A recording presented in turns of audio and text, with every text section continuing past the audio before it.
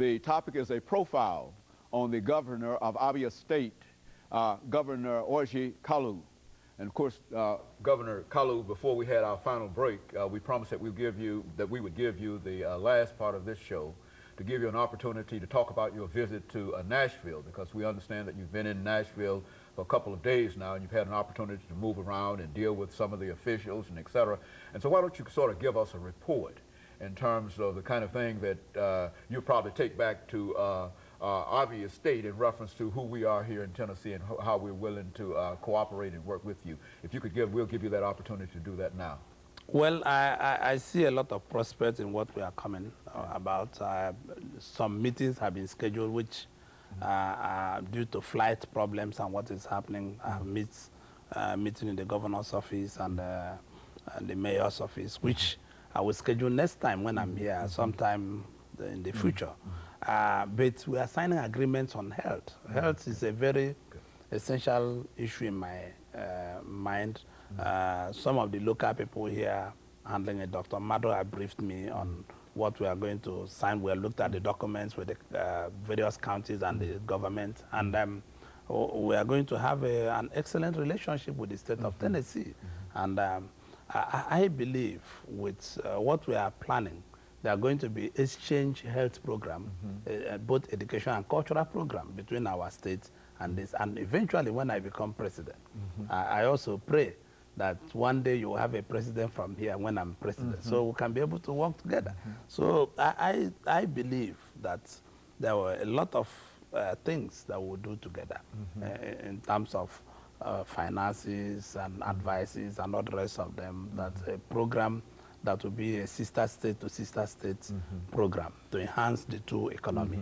And I believe these are in future, near future. These are what we are going to be discussing with the bureaucrats in the government department and all the rest of them. I'll send my officials to come back and discuss with them and see where and means we can work together. The health is what is on the ground now, which we'll sign the agreement before we leave. And the program will start, an exchange program between Abia State and the state of Tennessee and their counties. Now, you know, there's been some a real conscious effort on the part of the United States and some countries in Western Europe to try to deal with some of the real economic problems in Africa in general. And I think that there was an organization that Mr. Bush, an act that Mr. Bush passed dealing with African development and et cetera. And I think you're on record in terms of favoring such an effort on the part of the United States. Why don't you give us some... oh, you must be talking about AGOA. And, AGOA. Yeah, it's a Congress law made by the Congress and passed. And I believe that both President Clinton and Mr.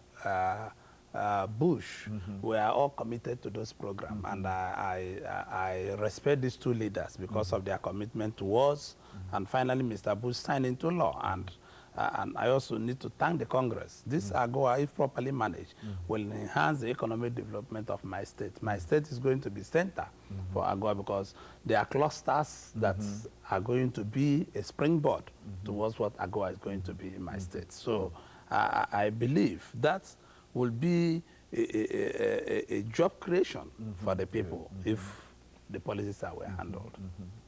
And so even within the context of the whole international scene, you believe that, and I think you're on record as saying that this program will do quite a number of things for your country specifically, but also for all of Africa. Is that? That's correct. And the program, I think, elapses on 2015, and I will only appeal to the Congress to see the extension. If I'm correct on my dates, the Congress should initiate a new bill to see that they pass this new bill to make sure that it's extended, to give people opportunity of continuing with it. It's going to help all developing countries in the sub-region of Africa. And so is there, in terms of the resources that you have, I mean, in Nigeria, do you find that you have the adequate access to all of those resources, oil and other resources that you have, or do you find that your people specifically have been sort of excluded from having access to resources like that, the oil and other areas? I think there's a lot, in the central government, there's a lot of corruption there. And the common people have not got the real access to their resources. And this is why people like me want to be governor. I would want to be president, to make a change and make policies that will initiate people to be involved in managing their resources. And it is important for people of Nigeria to manage their resources. The greatest problem, the impediment of development is corruption. And this is what we will form partnership with countries like United States, Canada, and Britain, and Germany and France to be able to get things right, because it is important to allow people to use what is taxpayers' money for taxpayers, and not cabals of families who are close to government to be using this money for their own good. You know, that's a strange thing, and that's what we always point out is that Africa is such a rich nation continent in terms of the wealth and et cetera, but yet and still we find that so many nations in Africa have suffered tremendously, and we've got tremendous problems. And that's why we look at individuals like yourself and others who are waging, it seems to us sometimes, to be almost insurmountable odds against trying to bring the kind of order and the kind of centralism that you're talking about. I think that your nation has a federal form of government, but each state, from what I understand, does not have the authority to do certain things. And so is that a correct assessment in terms of that? That's correct, James. Let me tell you, in every century or every generation, they have men or women that make that generation. In the 60s, there was Kennedy. In the 90s, there was Clinton. In the 20s, 2005, 2000, there was Bush. So you can see, the greatest problem of our country is that people who are supposed to be out of this generation want to stay. They want to die in office, which is wrong. These people will remember that in every continent, there's always, God has made it that there be men of their generation who will pilot the affairs of that generation. So this is my generation.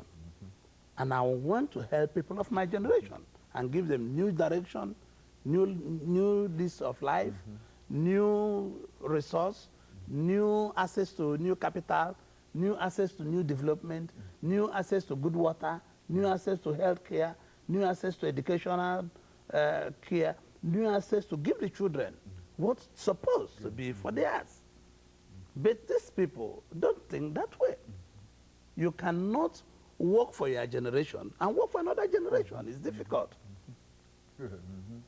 And so you think that the progress that you've been able to demonstrate in the state that you are now the governor of, you're about ready to take that same kind of program and that same kind of policy nationally, and you want to cooperate with other African nations in order to help you do so, and to also work with Western European nations, et cetera. That's absolutely what it is. This game is a game of teamwork. It's not a game you can play alone.